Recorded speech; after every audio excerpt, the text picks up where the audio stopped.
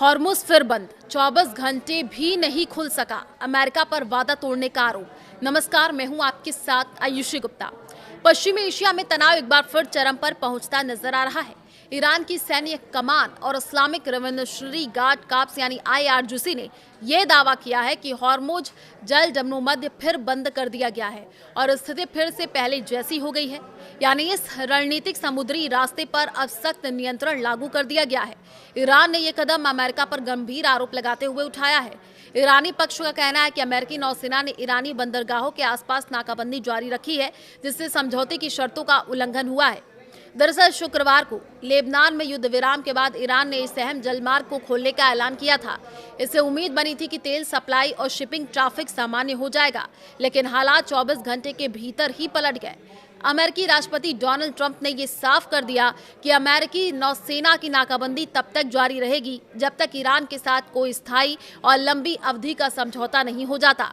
Iran के सरकारी प्रसारक IRIB के हवाले से जारी बयान में IRGC ने अमेरिका पर समुद्री डकैती और समुद्री चोरी जैसे गंभीर आरोप लगाए हैं।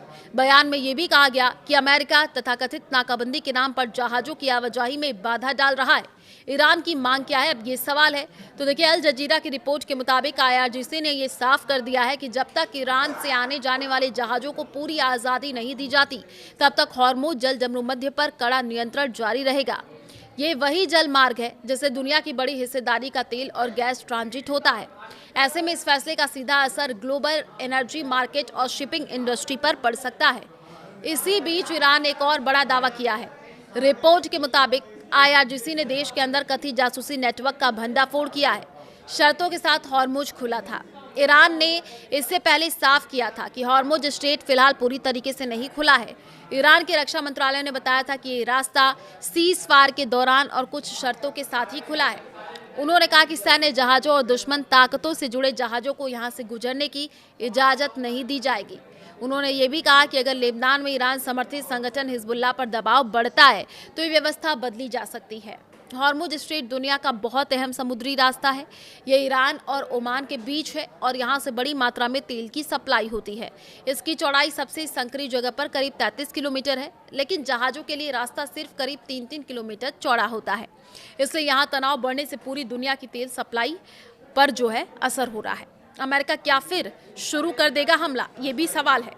तो ट्रंप ने ईरान को सख्त धमकी देते हुए कहा कि अगर उसने अमेरिका की शर्तें नहीं मानी और बुधवार तक समझौते पर हस्ताक्षर नहीं किया तो वो तेहरान पर फिर से बम बरसाना शुरू कर देंगे। उन्होंने सीज फायर को भी आगे बढ़ाने से इनकार कर दिया है।